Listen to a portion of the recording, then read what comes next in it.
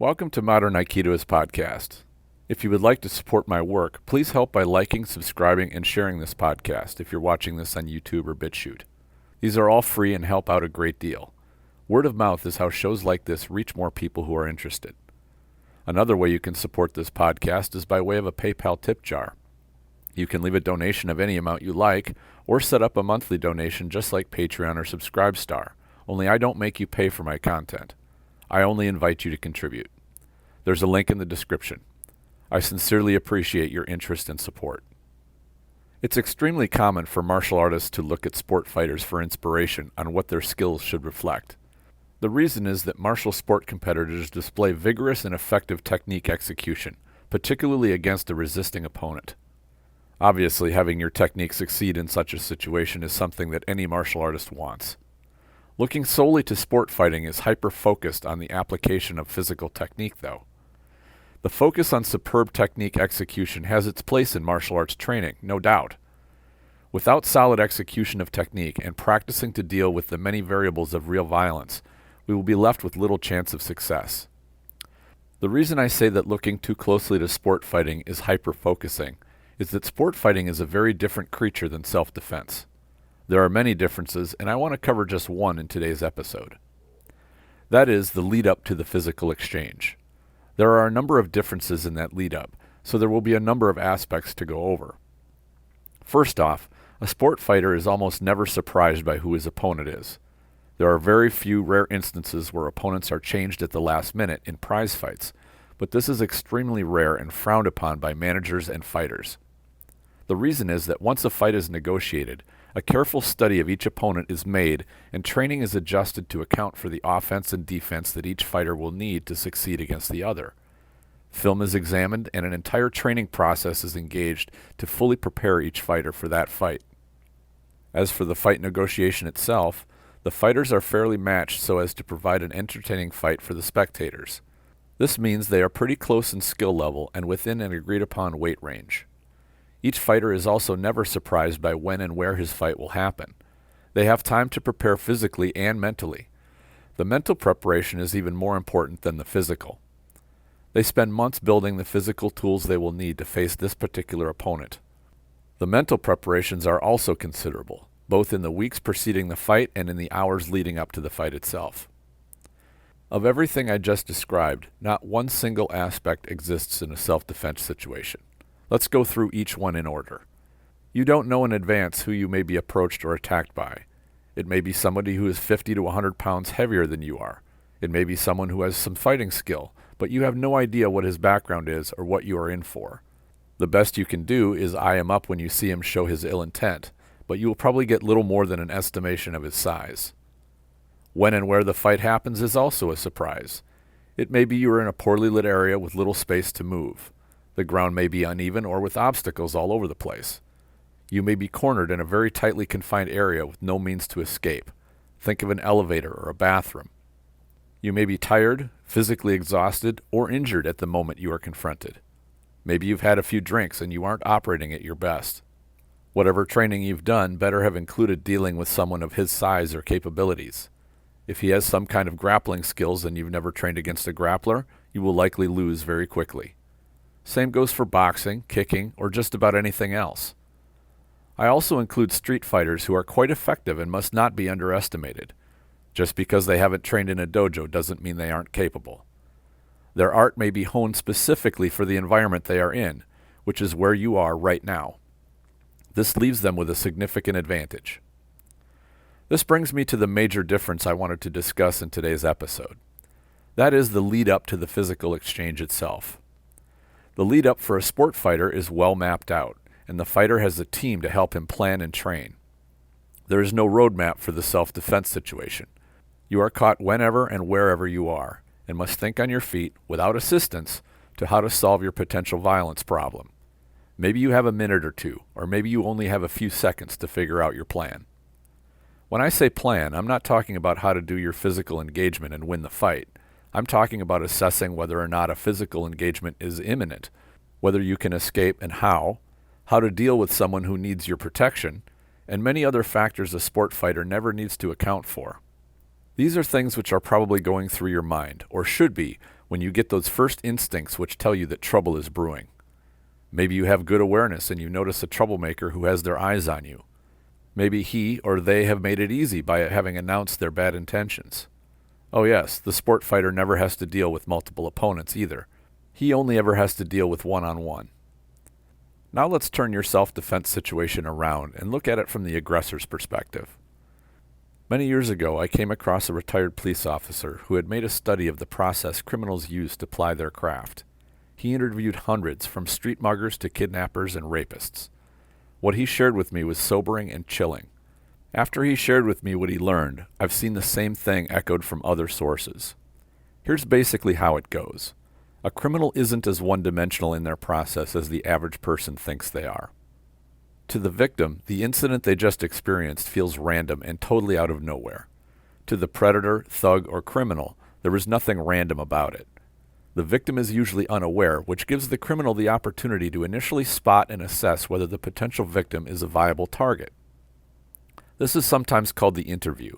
It starts when the criminal first lays eyes on someone and thinks this might be an opportunity, kind of like a wolf who first lays eyes on the caribou. From that point, a process starts. First, does the target have something the criminal wants?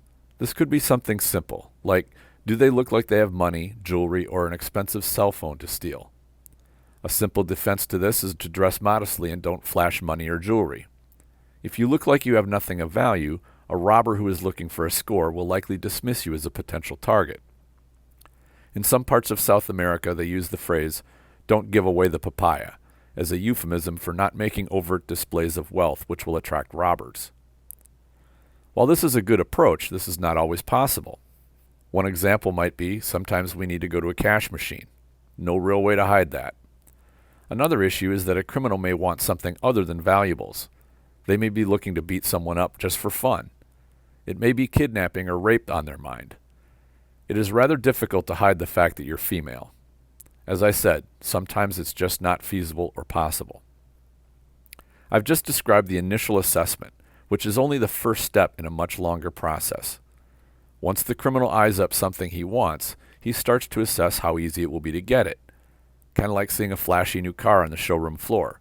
First you have the desire to get it, then you ask how much it costs.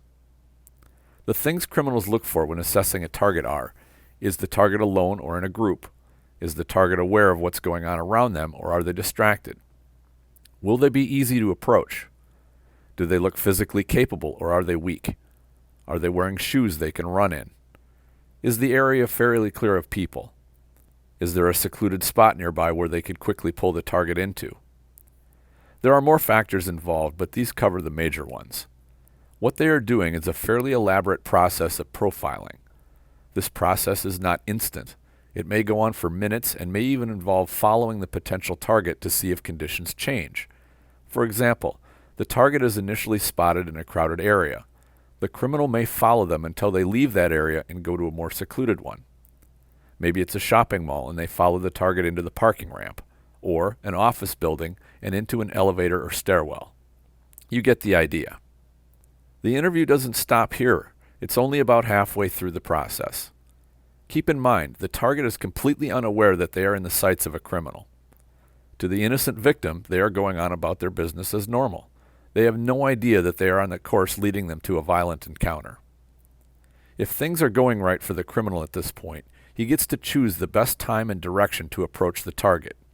He will study to make sure that there is no one else around and the spot for the encounter is to his advantage. Maybe where the target is cornered or has limited options to get away. He makes his approach, and this is where things get interesting. We often think that this is where the knife or the gun comes out and the threat, "give me your wallet," happens. Sometimes it happens like that, but far more often some dialogue ensues. This is the next step of the interview.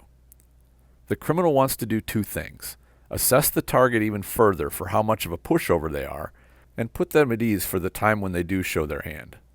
It's a way to both relax and confuse someone. When you put someone at ease, you get them to lower their guard. In this final phase of the interview, there are three main things going on together. The first thing is that the criminal can come to his final decision on whether to follow through with his attack or assault. He can avert this decision at any time with no risk to himself. He makes sure everything about the situation is to his advantage. If not, he simply moves on without the target ever knowing how close they came to violence. The second thing is that a verbal exchange can set the stage for the moment of attack. This might consist of either subtle physical maneuvering to corner the target sufficiently so that there's no escape or way out. This doesn't need to be done via posturing or threats, and works better in terms of surprise if it's done without the target noticing. People are easy to maneuver if their guard is down. The third thing is using this time to close in range and either distract the target or merely wait for the perfect opportunity to make the final move. By final move, I don't mean the knife stab or punch, although it could be that. The final move is when it suddenly becomes obvious to the target that they are now dealing with actual violence. It might be when the criminal says, "Give me your wallet," or "Don't scream or make a sound," and get into the car. Whatever the criminal truly wanted, it's now plain to see. The criminal uses a combination of subterfuge and the target's firm belief that danger is nowhere near them. One thing that victims often say is that they were taken completely by surprise. They had no idea that they were about to be mugged or attacked. They say that there was no indication of what was happening. In truth, there was, but they didn't recognize what was going on. They were blind to the indications.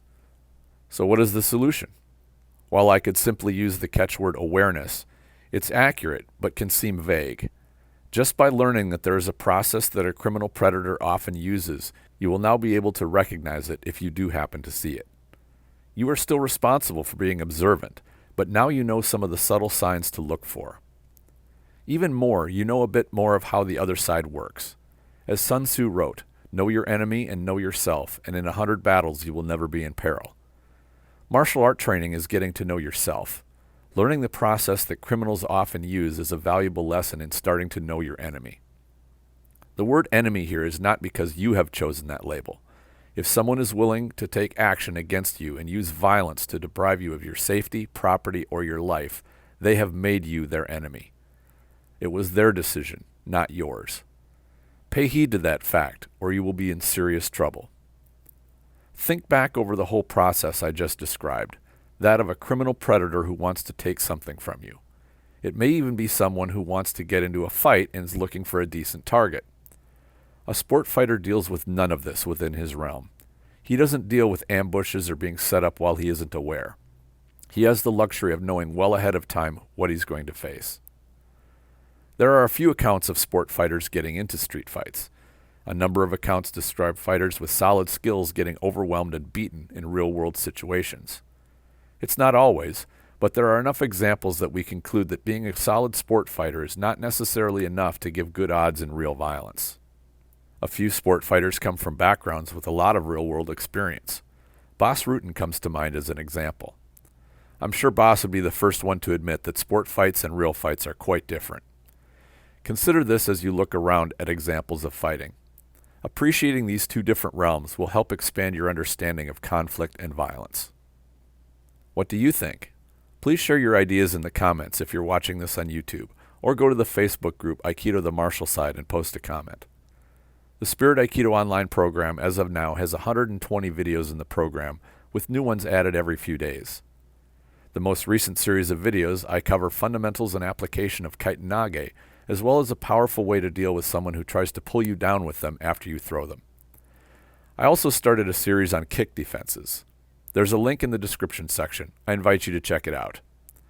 I always enjoy hearing from listeners of the show, whether through comments or questions.